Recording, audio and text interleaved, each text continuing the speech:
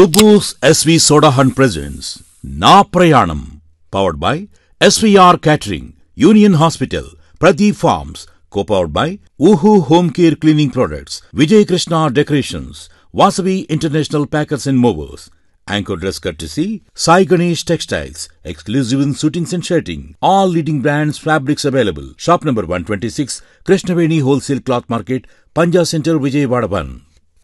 సుబ్బూస్ SV soda hunt presents నా ప్రయాణం. ఈరోజు మన ఎపిసోడ్కి మన గెస్ట్ ఎవరో తెలుసా? మరెవరో కాదు, union hospitals managing director, orthopaedic robotic surgeon మన Jayakrishna garu. Sir, let's welcome to నా ప్రయాణం show. Thank you for having me. Thank you sir. Sir, అలాగే ద మెయిన్ ప్రతి మనిషికి ఉన్న ప్రాబ్లం, పెద్ద వయసు పెరుగుతున్నా లేకపోతే గేమింగ్స్ ఆడుకునే వాళ్ళకన్నా వచ్చేది నీ ప్రాబ్లమ్స్. సో దాని గురించి మీ ద్వారా మా ప్రజలకు తెలుసుకోవాలనుకుంటున్నాము. So the first time in the వరల్డ్లో మాకు తెలిసిన విషయం ప్రకారంగా రోబోటిక్ సర్జన్ అనేది సర్జరీస్ అనేది యూనియన్ హాస్పిటల్లో స్టార్ట్ చేశారు.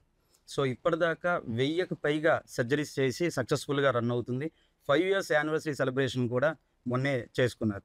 సో దాని గురించి మరికొద్దిగా వివరాలుగా వెళ్దాము. యస్. సో మాది ఏదైతే మీరు అన్నారో, అంటే ఇది first time in the world కాదండి, sir. World's first fully automatic robo మన ఆంధ్ర తెలంగాణలో మొట్టమొదటిసారిగా మనం ఇంట్రడ్యూస్ చేసాం యూనియన్ హాస్పిటల్స్. ఓకే. సో మా తర్వాత ఈ క్యూవిస్ ఏదైతే ఉందో, this is the most advanced robo. This is called active robo అనమాట. Active robo. సో ఈ రోబోని మొట్టమొదటిసారిగా మన ఈ 2 తెలుగు రాష్ట్రాల్లో తీసుకొచ్చింది మన హాస్పిటల్ ద్వారా. యూనియన్ హాస్పిటల్ తర్వాత చాలా వచ్చాయి. మేము ఈ రోబోని ఇంట్రడ్యూస్ చేసి కూడా ఇప్పటికి ఆల్మోస్ట్ 3.5 years అవుతుంది. సో ఈ 3.5 yearsలో మేము రీసెంట్గా ఏంటంటే ఈ రోబో ద్వారా మేము 1000 knees మేము కంప్లీట్ చేయగలిగాము. అది మాకు చాలా ఆనందకరమైన విషయం. సో యాక్సిడెంట్లుగా అని చెప్పాలో అది దేవుడు తెలిసాడే కానీ మనకి ఏంటంటే కరెక్ట్గా అదే టైంకి మాకు మా హాస్పిటల్ కూడా యానివర్సరీ అవటము, ఇది కూడా మాకు ఒకేసారి మేము సెలబ్రేట్ చేసుకున్నాము. ఈ సెలబ్రేషన్ అనేది కూడా ఏంటంటే మేము కాకుండా మమ్మల్ని నమ్మి ఎవరైతే ఎంచుకున్న మా పేషెంట్స్ని మేము అందరిని ఇన్వైట్ చేసి వాళ్ళని సత్కరించాలని ఆ విధంగా చేసామన్నమాట. యా సార్, అంటే ఖచ్చితంగా మీరు చెప్పిన దాంట్లో రోబోటిక్కి బిఫోర్ సర్జరీస్కి డిఫరెన్స్ ఏంటి సార్? యా. సో నేను చూసుకుంటేనండి, నేను ఇప్పుడు 14 yearsగా ఈ joint replacement surgery. 14 years. Okay sir. So ఈ 14 yearsగా నేను ఆల్మోస్ట్ ఒక 3500 to 4000 కన్వెన్షనల్, అంటే రోబో కాకుండా మామూలు పద్ధతిలో మోకాళ్ళ ఆపరేషన్ చేశాను. ఓకే. సో రోబోతో మనం ముందుగా మాట్లాడుకున్నట్టుగా 1000 ఆల్రెడీ క్రాస్ చేసి మేము ఇప్పుడు ఐ థింక్ 1020 సంథింగ్ వాళ్ళలో ఉన్నాం అనమాట ఇప్పుడు. Okay sir. సో ఈ రోబోకు ముందు మామూలుగా పద్ధతిలో ఆపరేషన్కి ఏంటంటే మేజర్గా మనకి ఏంటంటే తేడా అనేది మనకి యాక్యురసీ. ఓకే. సో ఇంతకుముందు రోజుల్లో ఆపరేషన్ చేస్తే మంచిగా జరగలేదా అనేది డెఫినెట్ గా అందరికి అనుమానం వస్తుంది.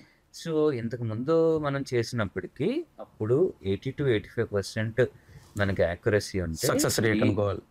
Not the success rate, accuracy అంటే ఒక సర్జరీని మనం పెర్ఫార్మ్ చేసినప్పుడు అవుట్కమ్ అనేది ఎంత బాగా వస్తుంది. ఓకే. అంటే ఒక నీ రిప్లేస్మెంట్ కి అవుట్కమ్ ఏంటి, ఎన్నాళ్ళు వాళ్ళు వంకరతో ఉన్నారు, అదే విధంగా నొప్పితో ఇబ్బంది పడుతున్నారు. ఓకే. సో ఆ నొప్పిలోంచి ఎంత బాగా బయటకు వచ్చారు, అదేవిధంగా మనకి ఎంత బాగా కరెక్ట్ అయింది వంకర, ఇవన్నీ మనం అవుట్కమ్. ఓకే. సో ఈ అవుట్కమ్స్ కనుక తీసుకుంటే మనకి ఏంటంటే ఈ అవుట్కమ్స్ అనేది మనకి పెరుగుతుంది. ఎప్పుడైతే మనకి యాక్యురసీ అనేది పెరగటం వల్ల మనకి ఏంటంటే ఇంప్లాంట్, అంటే ఒక ఆపరేషన్ చేసినప్పుడు దాని లాంజివిటీ అంటే ఎక్కువ కాలం మన్నిక రావటము, అదేవిధంగా నొప్పులు కూడా ఆపరేషన్ తర్వాత నొప్పులు కూడా బాగా తక్కువ ఉండడము, కాలి మడత ఎక్కువ రావటం, మేము చూసిన మేజర్ డిఫరెన్స్. అంటే ఎక్కువ యూసేజ్కి కూడా వాళ్ళు వాడుకోవడానికి అవకాశం ఉంటుంది. సో అయితే ఇందాక మీరు చెప్పిన దాంట్లో నుంచి 3500 పైన మోకాళ్ళ సర్జరీలు చేశానని చెప్పారు. సో ఎలా సార్, ఎక్కడ స్టార్ట్ అయింది మీ జర్నీ, ఎలాగ స్టార్ట్ అయింది? యా. నేను అంటే నేను ఇప్పుడు ఏదైతే ఈ జాయింట్ రిప్లేస్మెంట్ చేసిందో ఆల్మోస్ట్ ఆల్ 2011 నుంచి మేము, అంటే నేను 2011లో నేను సన్షైన్లో ఓకే ఫెలోషిప్ చేయడం జరిగింది. అక్కడే అంటే మా డాక్టర్ గురవరెడ్డి గారు కానీ, తర్వాత డాక్టర్ అఖిల్ దాడి గారు కానీ, సో వాళ్ళ అండర్ మేము వర్క్ చేయడం జరిగింది. సార్ సో తర్వాత 1 year ఫెలోషిప్ తర్వాత నేను మళ్ళీ విజయవాడ వచ్చి తర్వాత ఇక్కడ ఒక 4 years ఆంధ్ర హాస్పిటల్స్లో చేశాను. ఓకే ఇంకొక 4 years ఏమో శ్రీకర హాస్పిటల్స్ విజయవాడలో, ఇంకొక 4 years నేను use to be one of the director and joint replacement surgeon.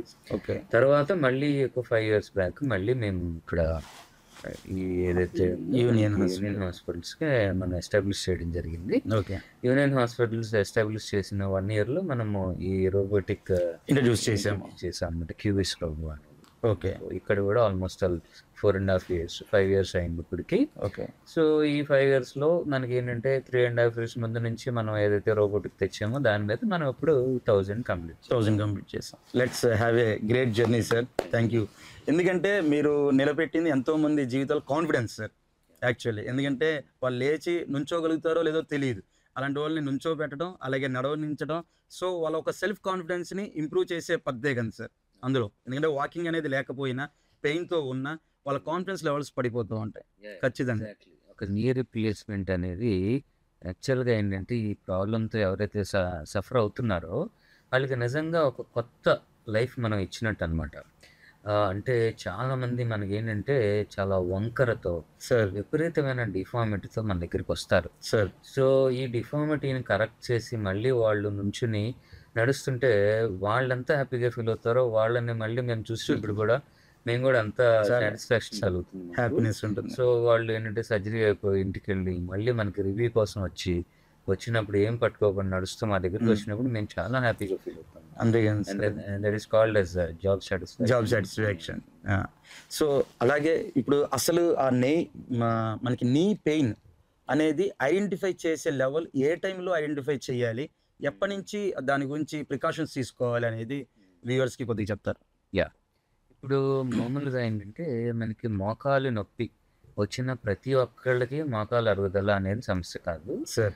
చాలా సమస్యలు ఉంటాయి మోకాలు నొప్పి రావడానికి. సో వాళ్ళకున్న ప్రాబ్లం ఏంటి అనేది మనం ఫస్ట్ ఐడెంటిఫై చేయాలి. అంటే వాళ్ళకి నొప్పి వస్తుంది, వాళ్ళ ఏజ్ ఎంత, వాళ్ళకి ఏం చేస్తుంటే నొప్పి వస్తుంది, ఇట్లా అన్నీ మనం ఫస్ట్ ఆఫ్ ఆల్ క్లినికల్గా మనం వాళ్ళని అసెస్ చేస్తాం. ఓకే అసెస్ చేసిన తర్వాత వాళ్ళకి ఏంటంటే ఎక్స్రే, అవసరమైన చోట ఎంఆర్ఐ తీసి వాళ్ళకున్న ఇబ్బంది ఏంటి అంటే, ఫర్ ఎగ్జాంపుల్ అంటే యంగ్ పీపుల్లో అంటే 80% ఆఫ్ యంగ్ పీపుల్లో ఏంటంటే మోకాలు నొప్పి వచ్చిందంటే అది యూజువల్గా అరుగుదల ఉండదు, వాళ్ళు వేరే సమస్య ఉండడం కానీ, వాళ్ళు ఏంటంటే స్పోర్ట్స్ ఇంజరీస్ వల్ల కానీ, కొంతమందికి జస్ట్ ఏంటంటే కాండ్రోమలేషియా అంటే పట్టెల్లా ఏదైతే మోకాలు చిప్ప వెనకాల కొంచెం ఏంటంటే మెత్తగా అవటం వల్ల కూడా యూజువల్గా నొప్పి వస్తుంది. అప్పుడప్పుడు నడుస్తున్నప్పుడు సడన్ గా ఒక 2-3 days పెయిన్ ఉంటుంది, మళ్ళీ అది ఎందుకు వచ్చిందో ఎందుకు వెళ్ళిపోయిందో కూడా తెలియదు.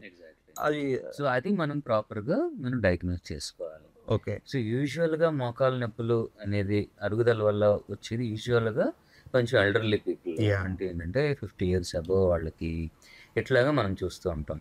సో వీళ్ళకి ఏంటంటే మనకి ఎక్స్రే తీసినప్పుడు వాళ్ళకి యాక్చువల్గా అరుగుదల ఉంటే ఏ స్టేజ్లో ఉంది అది మనకు అర్థం అవుతుంది. ఎక్స్రే లెవెల్లో తెలిసిపోతుందా సార్, లేకపోతే ఇంకా సో అంటే advance all over the world 80% మనకి ఏంటంటే ఆస్టియోఆర్థరైటిస్ అంటే మోకాలు అరుగుదలని డయాగ్నోస్ చేసేది ఎక్స్రే ద్వారానే.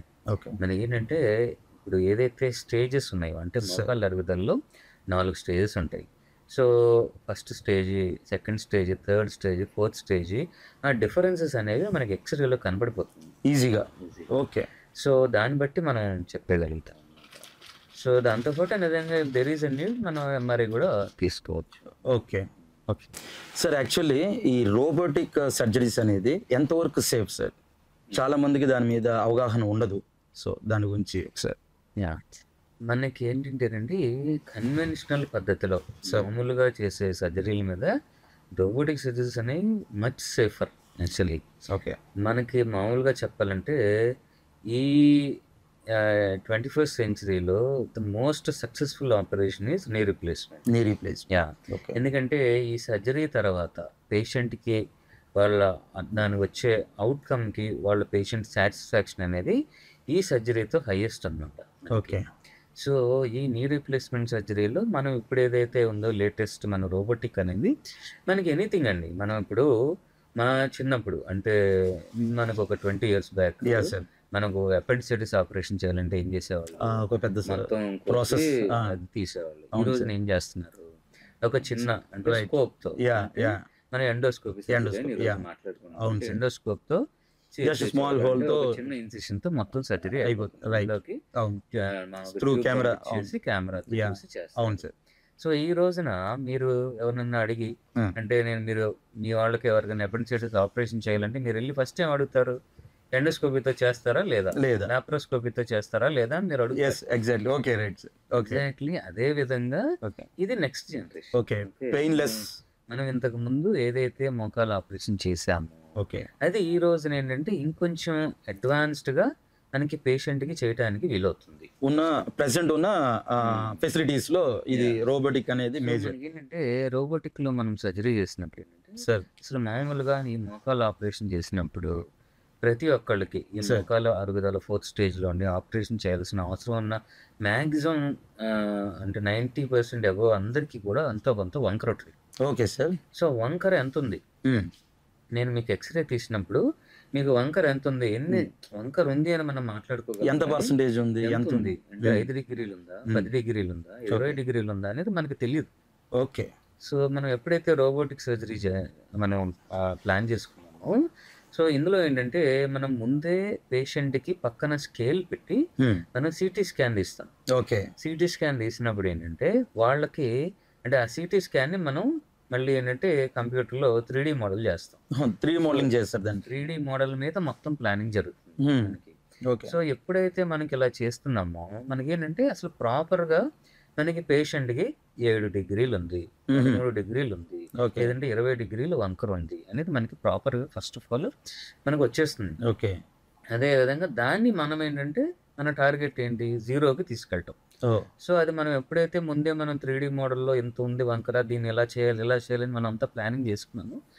So it makes the job easy. So ఇప్పుడు మనకి ఏంటంటే రోబోతో మనం ఎప్పుడైతే సర్జరీ చేస్తామో సర్జరీ చేసిన తర్వాత కూడా మనకి ఏంటంటే అందులో కనపడుతుంది మనకి స్క్రీన్ మీద పర్సెంటేజ్ ఆఫ్ 0.0 వచ్చిందా లేదా, సో స్ట్రైట్ అయిందా లేదా అని. ఇంతకు ముందు ఏంటంటే సర్జరీ చేశాను స్ట్రైట్ అయింది అని నేను చెప్తాను, పేషెంట్ కూడా ఆ స్ట్రైట్ అయింది అని అనుకుంటామే కానీ దానికి ఒక కొలమానం అనేది లేదు, పారామీటర్ లేదు దానికి. ఈ రోజున ఏంటంటే మేము క్లియర్ గా ఏంటంటే ఆ ఫోటో కూడా ఇస్తాం పేషెంట్ కి. ఓకే. సో దట్ వాళ్ళ బిఫోర్ అండ్ ఆఫ్టర్.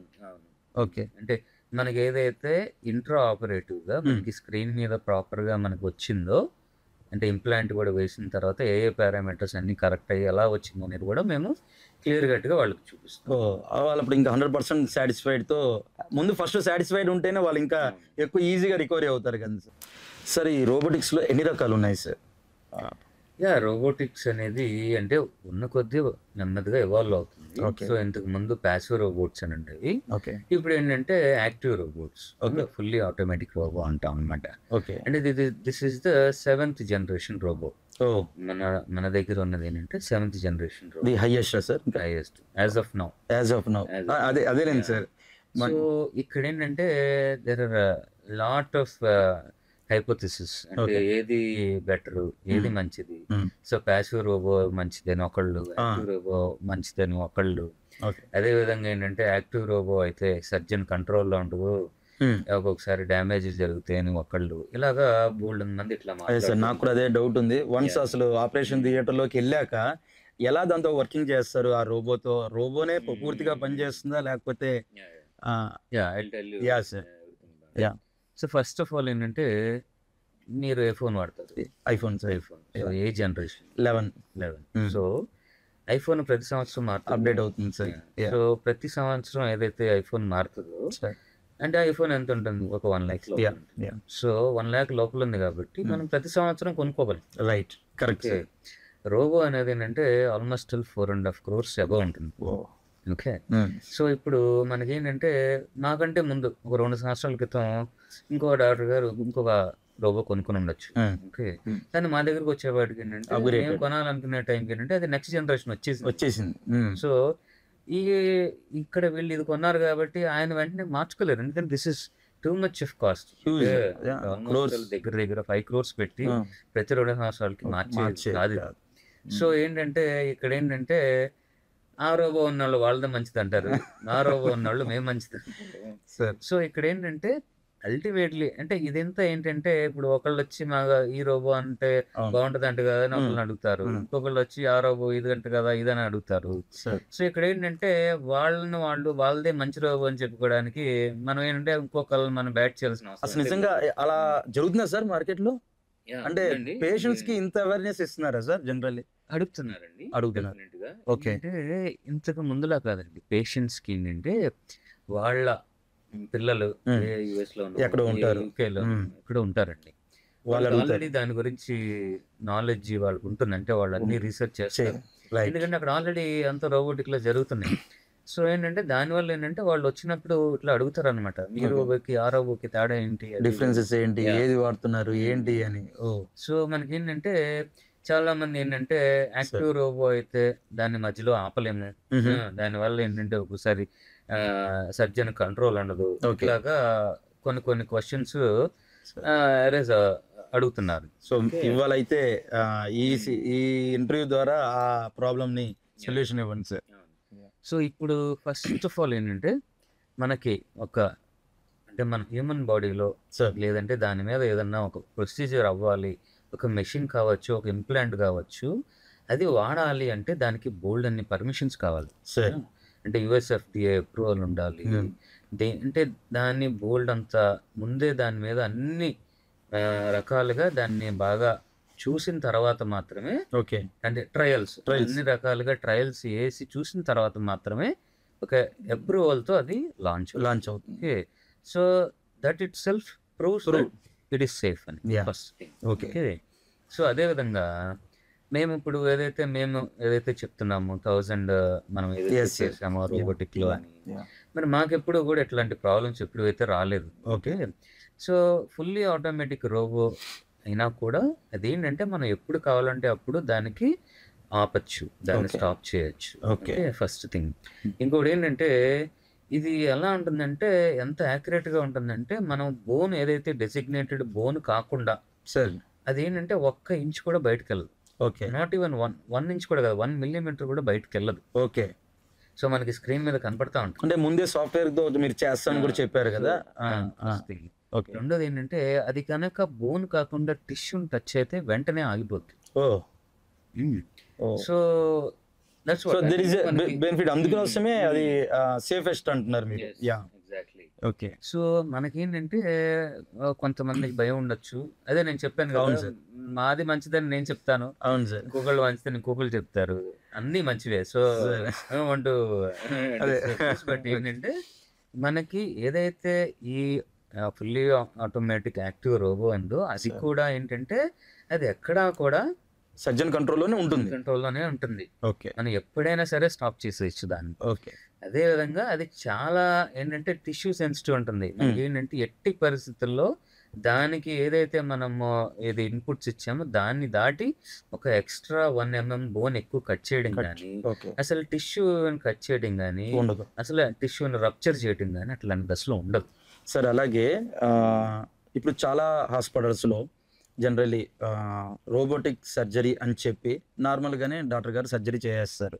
సో కానీ పేషెంట్ దగ్గర మటుకు రోబోటిక్ అని చెప్తారు. సో దాని గురించి మీరు ఏం చెప్తారు?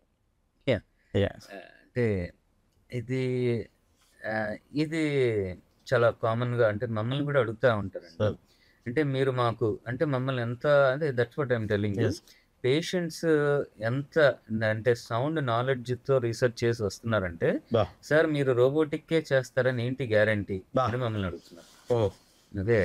సో మేము ఒకటే ఏంటంటే మేము రోబోటిక్ సర్జరీ చేస్తే డెఫినెట్గా పేషెంట్ ఫేస్ చూపిస్తూ రోబో సర్జరీ చేస్తున్న వీడియో 1 minute వీడియో తప్పకుండా ఇస్తాం, ప్రూఫ్. అంటే that shows hour credibility. Not like I want to show the world I'm doing it. Okay. But ఏంటంటే పేషెంట్ కి అంటే ఇలాంటివి అంటే బయట ఇష్యూస్ ఉన్నాయి కాబట్టి ప్రికాషనరీగా చేస్తున్నారు. మనం కంపల్సరీగా ఏంటంటే ఏ ఇంప్లాంట్ వేసినా అంటే ఫర్ ఎగ్జాంపుల్ నేను ఇప్పుడు ఒక ఇంప్లాంట్ వేసానండి. Sir. మనం ఒక స్టీల్ ఇంప్లాంట్ కానీ గోల్డ్ ఇంప్లాంట్ కానీ ఈ రోజున వాడుతున్నాం. ఓకే. సో నేను ఇప్పుడు మీరు నన్ను వచ్చి మీ నాయనమ్మ గారికి నాకు గోల్డ్ ఇంప్లాంట్ వేయండి సార్ అని చెప్తారు. నేను వేసానో లేదు ఎలా తెలుస్తుంది? తెలియదు. సో మేమేంటంటే కంపల్సరీగా రోబోట్తో చేస్తే రోబోట్ చేస్తున్నప్పుడు వాళ్ళ ఫేస్ చూపిస్తూ ఓకే. వాళ్ళకి మాత్రం ఇస్తాను వీడియో, ఒక 1 minute వీడియో రోబోట్ చేస్తున్నప్పుడు అది చూపిస్తాను. ఓకే. అదేవిధంగా మనం ఏ ఇంప్లాంట్ ఇస్తామో అది కంపల్సరీగా మనకి ఆ ఇంప్లాంట్ వేసిన తర్వాత వాళ్ళ ఫేస్ చూపిస్తూ ఇంకొక 1 minute వీడియో ఇస్తాను.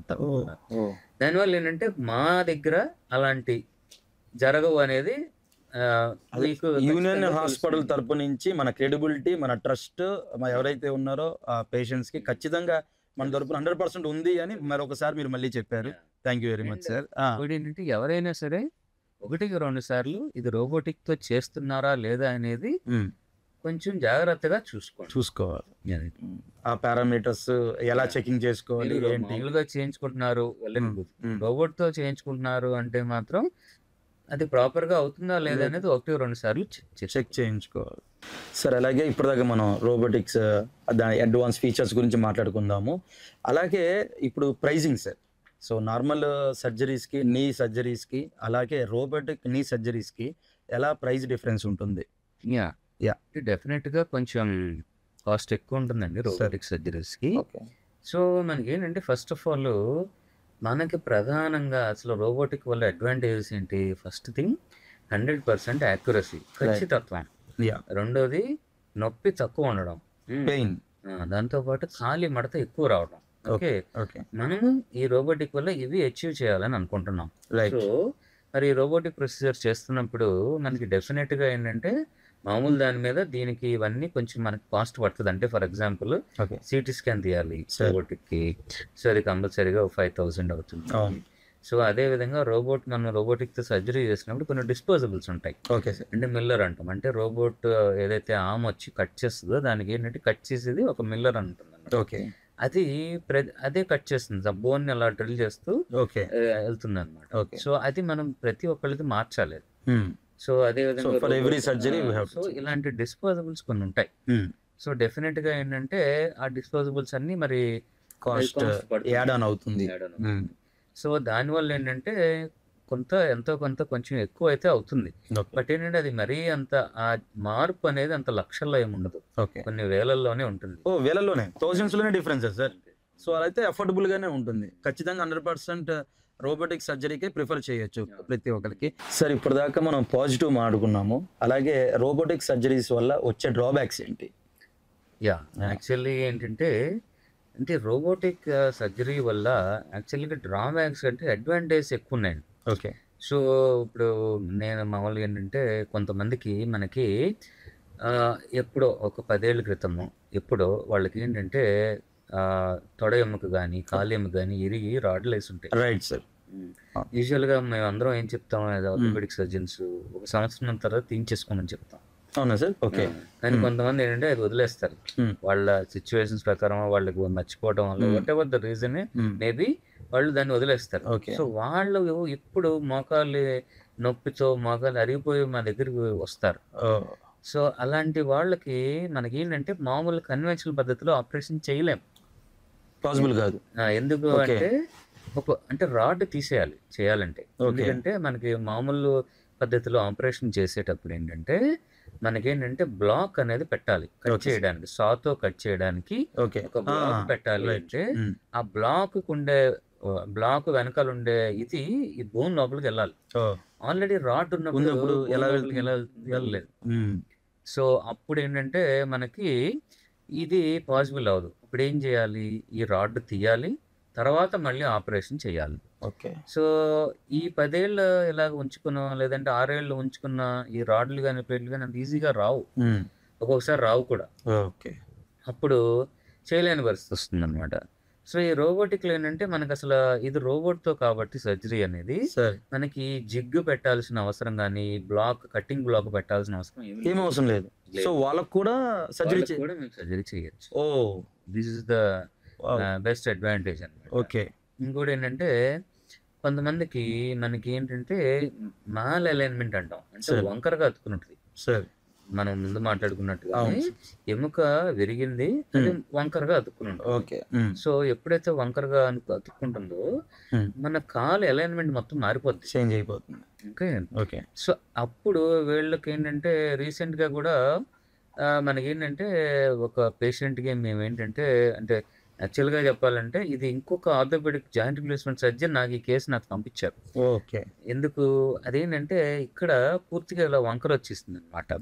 సో దానివల్ల ఏంటంటే ఏదైతే నేను చెప్తున్నానో జిగ్గు పెట్టడానికి రాడ్ పెట్టడానికి అవకాశం లేదు. ఎందుకంటే ఇక్కడేమో ఇదిలా ఉంది, ఇది ఇలా ఉంది. సో రాడ్ ఇక్కడ నుంచి ఇలా వెళ్ళలేదు, సైడ్కి వెళ్ళలేదు కదా. సో అలాంటి వాటికి మనం ఏంటంటే నేను ఇలా మనం ఈ రోబోటిక్ లో చేయటం వల్ల పేషెంట్ కి వాళ్ళ దగ్గర అవ్వంది కూడా రోబోటిక్ స్పెషాలిటీ మన దగ్గర ఉంది కాబట్టి మన దగ్గరికి పంపిస్తున్నారు. ఆ పేషెంట్స్ కూడా ఈజీగా క్యూర్ అవుతుంది. ఓ నైస్. సో ఇంకొకటి ఏంటంటే కొంతమంది ఆస్టియోపోరోసిస్ అంటాం, అంటే ఎముకల్లో బలం తగ్గిపోవడం వల్ల చాలా వీక్ గా ఉంటాయి బోన్స్. ఓకే. సో అలాంటి వాళ్ళకు కూడా మనం ఏంటంటే ఆపరేషన్ చేసేటప్పుడు ఈ రోబోని మళ్ళీ మనం స్పీడ్ కంట్రోల్ చేయొచ్చు. ఓకే. మనం ఏంటంటే ఇప్పుడు ఫర్ ఎగ్జాంపుల్ కన్వెన్షనల్ పద్ధతిలో ఆపరేషన్ చేసినప్పుడు సాతో ఇలా కట్ చేస్తాం, రైట్ సార్. సో ఇలా కట్ చేసినప్పుడు ఏంటంటే ఆ సా ఆసిలేషన్స్ అనేది 3000 RPM అలా ఉంటాయి. Okay sir. సో ఏదంటే దాని స్పీడ్ మనం కంట్రోల్ చేయలేము, ఒకసారి మనం బటన్ నొక్కగానే అదే స్పీడ్ అవుతుంది. రైట్. సో ఇక్కడ ఏంటంటే ఇలాంటి ఆస్టియోపొరోటిక్ బోన్స్ కానీ అదేవిధంగా అంటే స్క్లిరోటిక్ బోన్స్ అంటే బాగా గట్టిగా ఉన్న బోన్స్ లో కానీ మనం ఏంటంటే తక్కువ స్పీడ్తో చేయాలి. ఓకే. అంటే స్పీడ్ కంట్రోల్ చేయాలి. ఈ రోబోట్తో వల్ల ఏంటంటే మనకి స్పీడ్ కంట్రోల్ కూడా చేయొచ్చు. పాసిబిలిటీ. యూజువల్గా మేము సర్జరీ అనేది రోబోటిక్ లో మనకి 30 స్పీడ్లో అవుతుంది, వీళ్ళకి ఏంటంటే 5 స్పీడ్లో పెడతాం. సో అట్లా ఏంటంటే మనకి డిఫరెంట్ ఆస్పెక్ట్స్ మనం కంట్రోల్ చేయాలి. అవన్నీ కూడా దీంట్లో పాసిబిలిటీ ఉంటాయి మనకి రోబోటిక్ లో. Okay sir. అలాగే ఇప్పుడు సర్జరీ చేసిన తర్వాత రోబోటిక్కి నాన్ రోబోటిక్ సర్జరీస్లో డిఫరెన్స్, వాళ్ళ రికవరీ ఎన్ని రోజుల్లో పడుతుంది సార్?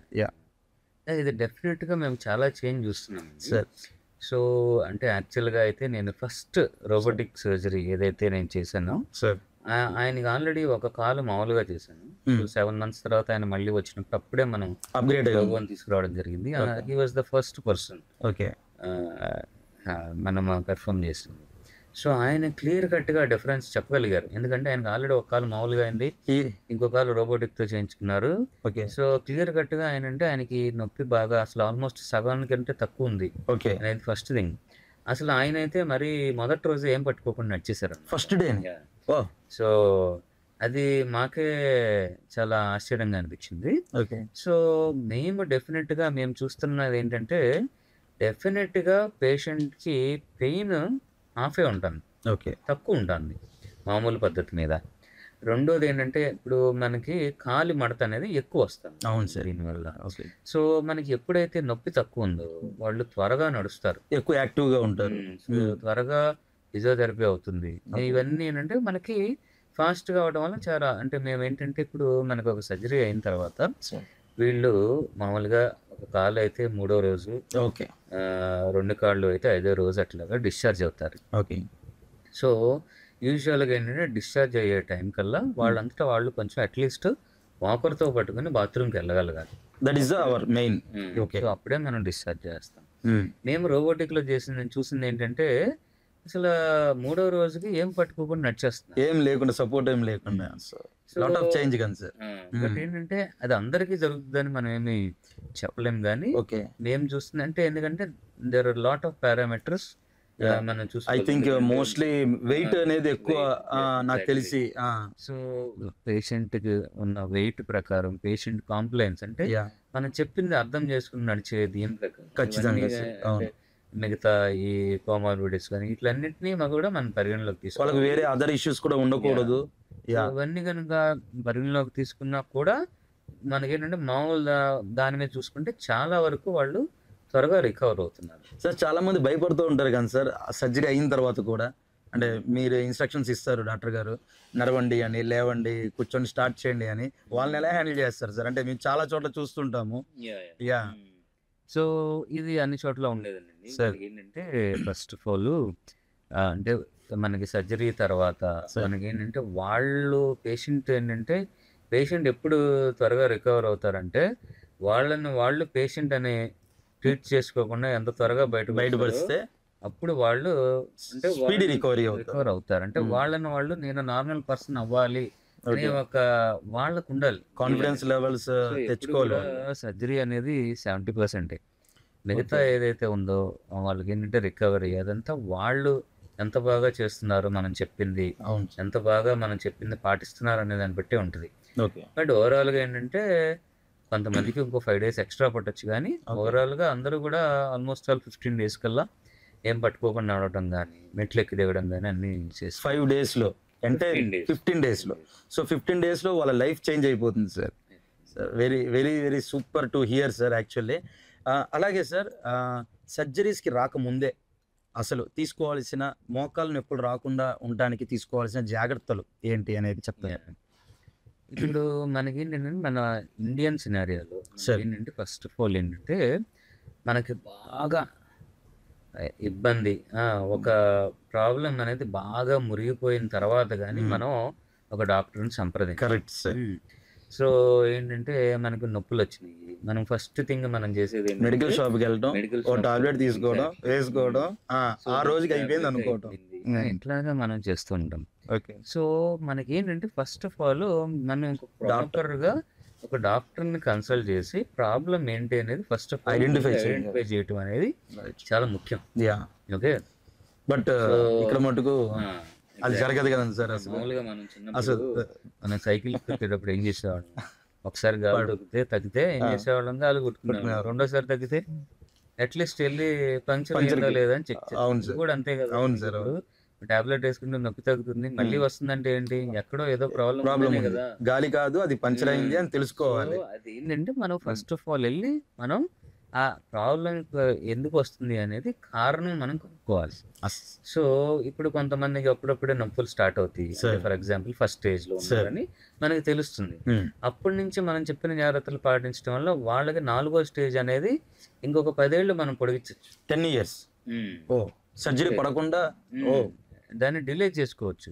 ఇప్పుడు ఏంటంటే ఫస్ట్ స్టేజ్ నుంచి 4వ స్టేజ్కి ఎన్నాళ్ళు పడుతుంది అనేది మీ చేతుల్లోనే ఉంటుంది. ఓకే. దీన్ని మనం లైఫ్ స్టైల్ మోడిఫికేషన్స్ అంటాం. ఓకే. అంటే ఏంటంటే మెయిన్ ఏంటంటే మన యంత్రం చేసేది ఏంటంటే కింద కూర్చుంటాం. సో ప్రధానంగా ఏంటంటే ఆ కింద కూర్చోవడం అనేది ఆపేస్తే మీకు ఏదైతే మోకాళ్ళ నొప్పులు అనేది స్టార్ట్ అయినప్పుడు మెయిన్ ఏంటంటే కింద కూర్చోవడం అనేది అవాయిడ్ చేయాలి. రెండోది కంపల్సరీగా వెస్ట్రన్ టాయిలెట్ వాడుకోవడం. మూడోది మెట్లు ఎక్కి దిగడం అనేది అవసరం అయితే తప్పితే, అంటే మనందరికీ ఒక ఇది ఉంటుంది ఏంటంటే మనకి ఫస్ట్ ఫ్లోర్కి వెళ్ళాలి, సో మెట్లు ఎక్కితే నాకు ఇంకా ఆరోగ్యం 100%. నేను అదే చెప్పబోతున్నాను. ఫస్ట్ ఫ్లోర్ లో ఉన్న ప్రతి దానికి ఎక్కేస్తారు సార్, ఎక్కడం దిగడం రెండు జరిగిపోతూ ఉంటాయి. మీరు ఫ్లాట్ సర్ఫేస్ మీద లేదంటే గ్రౌండ్ మీద రోడ్ మీద మీరు ఎంతసేపు అయినా నడవండి, కానీ మెట్లు ఎక్కడం దిగటం అనేది మాత్రం నీ ప్రాబ్లం ఆల్రెడీ ఉన్న వాళ్ళకి అంత మంచిది కాదు, అది ఇంకా ప్రెషర్ పెరుగుతుంది. ఓకే. సో అది మనం అవాయిడ్ చేసుకోవాలి. అంటే లిఫ్ట్ సదుపాయం ఉంది, కంపల్సరీగా లిఫ్ట్ వాడుకోవడం, ఇట్లాగా కొన్ని చేంజెస్ మనం చేసుకుంటే ఎక్కువ రోజులు మనం ఈ 4th స్టేజ్కి వెళ్ళకుండా అవాయిడ్ చేయొచ్చు. Okay sir. బయట చాలా ప్రమోషన్స్ జరుగుతున్నాయి, సర్జరీ అవసరం లేకుండానే PRP ఇంజెక్షన్ చేసుకుంటే సస్టైన్ చేయొచ్చు అనేసి, దాని గురించి రకరకాల వార్తలు వింటున్నాము. దాని గురించి మీ వివరణ? సో మనకి అంటే నీకు నేను ఆపరేషన్ చేస్తాను అంటే మీ ఫస్ట్ రియాక్షన్ ఏంటి? భయపడతాం సార్. సో ఎవరికైనా అంతే, మీకైనా నాకైనా సార్, మనకు ఒక ఆపరేషన్ జరుగుతుంది అంటే చాలా భయం ఉంటుంది. ఓకే. ఇంత పెద్ద ఆపరేషన్ చేయించుకోవాలా, నేను తట్టుకోగలనా, ఇలాంటి బోల్డ్ అన్ని భయాలు ఉంటాయి. బడ్జెట్ పరంగా మన భయాన్ని కొంతమంది క్యాప్చర్ చేసుకుంటున్నారు. ఓకే. సో అంటే అవసరం ఉన్నా లేకపోయినా, అదేవిధంగా 4th స్టేజ్లో అరుగుదల ఉన్నా కూడా మనకి ఈ PRP ఇంజెక్షన్ చేస్తే తగ్గిపోద్దని చెప్పి ఇట్లాగా మభ్య పెట్టి మన ఈ ఛార్జ్ చేసి ఇంజెక్షన్ అనేది చేస్తున్నారు. ఇది ఈ మధ్య మరీ ఎక్కువ అయిపోయింది. సో మా దగ్గరికి నెలకి కనీసం 4 ఈ ఇంజెక్షన్ చేయించుకుని ఇది నాకు నొప్పులు తగ్గలేదని చెప్పి సర్జరీలు చేయించుకుంటున్నాడు. మినిమం నెలకి 4 వస్తారు. సో అసలు first of all PRP injection అనేది మహా అయితే ఫస్ట్ స్టేజ్లో వరకు ఏదన్నా ఎంతో కొంత బెనిఫిట్ ఏమన్నా ఇవ్వచ్చు కానీ ఈ సెకండ్, థర్డ్, ఫోర్త్ స్టేజ్లో వస్తున్న కొద్దీ దానివల్ల పెద్దగా అడ్వాంటేజ్ ఏమి ఉండదు మనకి. అట్లీస్ట్ సెకండ్ స్టేజ్ వరకన్నా మనం ట్రై చేయొచ్చు కానీ అసలు థర్డ్ స్టేజ్, ఫోర్త్ స్టేజ్లో ఇవ్వటం అనేది అసలు చాలా తప్పదు. ఓకే. సో ఏంటంటే మనకేంటంటే ఆపరేషన్ అవసరం లేకుండానే ఒక చిన్న ఇంజక్షన్తో అయిపోతే మంచిదే కదా అని చాలా మంది చేయించుకుంటారు. ఓకే. సో వాళ్ళ భయాన్ని అదే విధంగా క్యాష్ చేసుకుంటున్నారు. సో నిజంగా అంటే పిఆర్పి ఇంజక్షన్ అనేది ఇట్లా ఏమవుతుందంటే ఒక్కొక్క ఇంజక్షన్ 40,000, 50,000 అని చెప్పి 3-4 చేయాలని చెప్పి మొత్తం మీద ఏంటంటే 1.5-2 lakhs అనేది వీళ్ళకి పేషెంట్కి బర్డెన్ పడిపోతుంది. సో తీరానేమో వాళ్ళకి సాటిస్ఫాక్షన్ ఉండదు. మీకు 3,000 రూపాయలు ఇంజక్షన్ చేసినా కూడా మీకు 4 నెలలు నొప్పి ఉండదు. ఓకే. Pain relief. సో మరి ఇంత ఖర్చు పెట్టి ఎంతో కొంత ఎలాగోలాగో 4-5 నెలలు నొప్పి లేకుండా ఉంటుంది. తర్వాత అప్పుడు నొప్పులు మళ్ళీ బయటపడినప్పుడు ఏంటంటే ఇంకా ఆపరేషన్ చేయాల్సిందే అంటారు. సో ఈ లోపల మనకేంటంటే ఇంత అమౌంట్ అనేది మనం లాస్ అయిపోతుంది. ఈ అమౌంట్తోనే మీకు అసలు ఆపరేషన్ అయిపోతుంది కదా. ఆపరేషన్ అయిపోయే దాంతో ఈ ఇంజెక్షన్స్కి వెళ్ళి మళ్ళీ కొంచెం ఒక 3-4 నెలలు ప్రొలాంగ్ చేస్తారు అంతే. ఫస్ట్ ఆఫ్ ఆల్ ఏంటంటే నేను ప్రతి ఒక్కళ్ళకి ఆపరేషన్ చెప్పాం. అదే సార్. ఓకే. బాగా అంటే 4వ స్టేజ్లో ఉండి బాగా అరిగిపోయి కొంచెం దూరం కూడా నడవలేని పరిస్థితిలో ఉండి రోజు నొప్పి టాబ్లెట్ వేసుకోవాల్సిన అవసరం ఉన్న వాళ్ళకే మేము ఆపరేషన్ అనేది సజెస్ట్ చేస్తాం. మిగతా వాళ్ళకి మామూలుగా మందులతోనో ఇట్లానే మనము కొంచెం ట్రీట్మెంట్ అనేది చేస్తాం. ఓకే. సో మా దగ్గరకు వచ్చే ఒక 10 మందిలో ఒకళ్ళకి మహా చెప్తే ఒకళ్ళకో ఇద్దరికో మనం ఆపరేషన్ అనేది చెప్తాం. వాళ్ళ దీన్ని బట్టి, అంతేగాని కండిషన్ బట్టే కానీ మనం ఫోర్స్ చేసి ప్రతి ఒక్కరికి వచ్చాను. సో ఆ భయం పెట్టుకోకుండా ఎగ్జాక్ట్గా అసలు మీరు ఏ స్టేజ్లో ఉన్నారు, అసలు మీకు ఏది సూట్ అవుతుంది అంటే ప్రాపర్గా తెలుసుకొని ముందుకు వెళ్ళండి. తెలుసుకోవడానికి ఒకసారి సజెషన్కి వస్తే ఇట్స్ బెటర్ సార్. అలాగే రెగ్యులర్ థింగే సడన్గా యాక్సిడెంట్లు అయ్యి వస్తారు. సో దాన్ని ఎలా ట్రీట్ చేస్తారు సార్? అంటే మిగతావన్నీ అయితే క్లయింట్ రావటము, వాళ్ళ కండిషన్ ఏంటో చూడటము, ఆ పారామీటర్స్ అన్ని చూసుకుని ఒక డేట్, ఆపరేషన్ డేట్ అని పెట్టుకుని చేస్తారు. యాక్సిడెంట్ అయిన వాళ్ళు వచ్చినప్పుడు ఎలా చేస్తారు దానికి మనం ఇంకా దానికి డిలే ఏముండదు. అదే విధంగా ప్లానింగ్ పలానా డేటా అనుకోవడానికి ఏమి ఉండదండి. ఏ యాక్సిడెంట్ అయినా సరే ఫస్ట్ ఆఫ్ ఆల్ ఏంటంటే వాళ్ళకి తగిలిన దెబ్బ ప్రకారం, అంటే ఎప్పుడైనా సరే యాక్సిడెంట్ అయ్యి వచ్చిన వాళ్ళలో ఫస్ట్ మనం చూడాల్సింది ఏంటంటే హెడ్ ఇంజరీ ఉందా. ఓకే. థింగ్ అనమాట. మనకి చెయ్యికి కాలికి ఫ్రాక్చర్ అయ్యి ఫస్ట్ హెడ్ ఇంజరీ ఉంటే ఫస్ట్ హెడ్ ఇంజరీని అడ్రస్ చేయాలి. రైట్. ఓకే. తర్వాత హెడ్ ఇంజరీ తర్వాత కడుపు ఏమన్నా ఉందా లేదా, ఈ రెండింటి తర్వాతే bone. Okay. Okay. Okay. So అది మేము క్లియర్గా అసెస్ చేసుకుని దాని ప్రకారం అదే రోజు, ఎందుకంటే ఆపరేషన్ మనం చేయాలంటే 6 గంటల ముందు నుంచి ఏమి తినకుండా తాకుండా ఉండాలి కాబట్టి అవన్నీ మీట్ అయితే అదే రోజు చేస్తాం, లేదంటే తర్వాత రోజు చేస్తాం. ఓకే. సో మోకాళ్ళ ఆపరేషన్ అనేవి ఏంటంటే ఎప్పుడు కూడా ఏంటంటే ఒక డేట్ అనుకుని, చాలా మంది ఏంటంటే వాళ్ళకి అంటూ కొన్ని చూసుకొని వాళ్ళకి ఒక మంచి డేట్ అనుకుని అట్లాగే వచ్చి చేయించుకుంటారు. That is called as elective surgery. Okay. These are called as emergency. Sir అలాగే ఇప్పుడు మీరు అన్నారు కదా ఆపరేషన్ ముందు ప్రాపర్ వాళ్ళ డైట్తో కరెక్ట్గా ఉండాలి అనేసి. సో సర్జరీ అయిన తర్వాత డైట్ ప్లాన్ చేయాల్సింది ఏముంటుంది వాళ్ళు? మనం దగ్గర ఆల్రెడీ మనమే డైట్ ఇస్తాం. Okay sir. సో అది depends upon the patients pre of existing conditions. Okay. అంటే ఇప్పుడు మీకు షుగర్ ఉండొచ్చు సార్, లేదంటే మీకు బీపీ ఉండొచ్చు, కొంతమందికి థైరాయిడ్ ఉంటుంది. రైట్. వీటితో పాటు కొంతమందికి రొమటాయిడ్ ఆర్థరైటిస్ ఉంటుంది. ఇట్లా రకరకాలుగా ఉంటుందండి. సో పేషెంట్కి ఉన్న ప్రాబ్లమ్ని బట్టి మనం ఏంటంటే డైట్ అనేది వాళ్ళకి సజెషన్ ఇస్తారు. సో అదే విధంగా వాళ్ళకి వెళ్ళేటప్పుడు కూడా మనం డైట్ చార్ట్ అది ఇవ్వటం కానీ ఇదంతా జరుగుతుంది. Okay sir. అలాగే ఇన్సూరెన్స్, దీంట్లో ఇన్సూరెన్స్ కవరేజ్ ఎలా ఉంటుంది? మనకి అంటే కోవిడ్ తర్వాత మేము చాలా డ్రాస్టిక్ డిఫరెన్స్ చూసామండి సార్. అదేంటంటే ఇన్సూరెన్స్ అందరూ చేయించుకుంటున్నారు. అది చాలా మంచి పరిణామం. అవును సార్. సో మనకి ఏదైనా సరే ఒక సర్జరీ కానీ ఏదైనా కానీ మనం అనుకుని రావు. సో అప్పటికప్పుడు మనం ఒక సర్జరీ కానీ సడన్ గా వెళ్లాల్సిన టైం వచ్చినప్పుడు మనం ఫైనాన్షియల్ గా మనం స్ట్రగుల్ అవ్వకుండా ఉండాలి అంటే మనం ఇన్సూరెన్స్ చేయించుకోవటం వల్ల మనకి, మన ఫ్యామిలీకి, అదేవిధంగా మన పేరెంట్స్ కి మనకి ఏంటంటే బర్డెన్ తగ్గించిన వాళ్ళు అవుతాం. బర్డెన్ తగ్గి మనకి క్యాష్లెస్ సదుపాయంలో మనకి సర్జరీ అది చేసుకోవడానికి వీలవుతుంది. సార్ ఏ ఏజ్ వాళ్ళకి ఎక్కువగా మోకాల ఆపరేషన్స్ చేస్తున్నారు సార్? యూజువల్గా మోకాళ్ళ అరుగుదల అనేది యూజువల్గా 50 అరౌండ్ 50 ఆర్ అబోవ్ 50 ఇయర్స్ వాళ్ళలో ఎక్కువగా చూస్తూ ఉంటాం.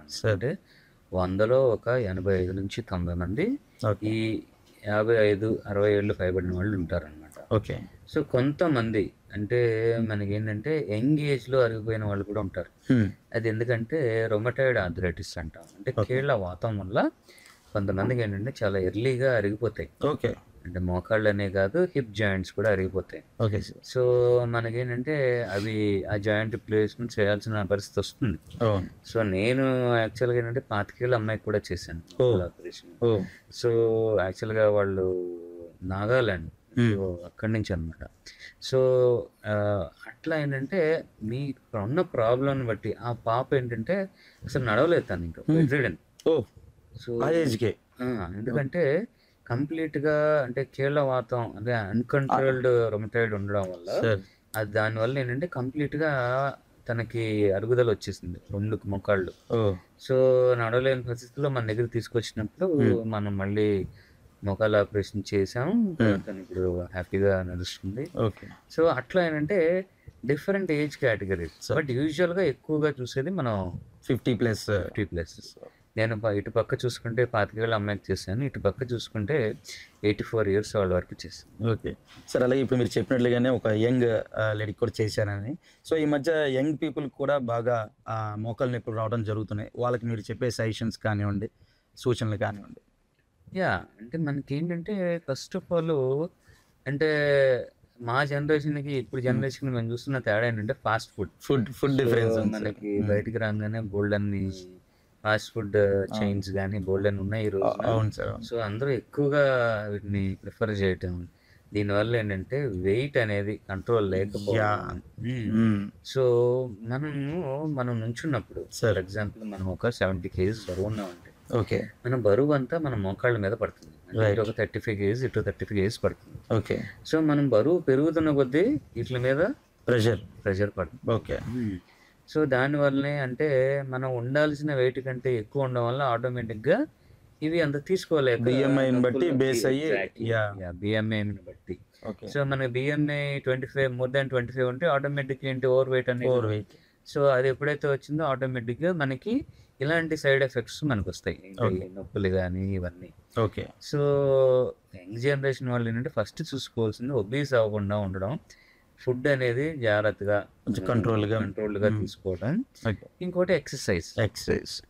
సో ఎక్సర్సైజ్ అనేది చేయటం వల్ల మనకి లాంగ్ స్టాండింగ్గా మన బాడీ మొత్తం టోన్డ్గా ఉండడం వల్ల మనకి ఎక్కువ ఇబ్బంది అనేది ఉండదు, నొప్పులు అనేది రావు. Sir thank you very much sir. ఇంకా ఎంతో మంది లైఫ్ని మీరు నిలబెట్టాలని, నడిపించాలని, పరిగెత్తించాలని కోరుకుంటూ thank you sir. Thanks for coming to నా ప్రయాణం. This is Vithal signing of.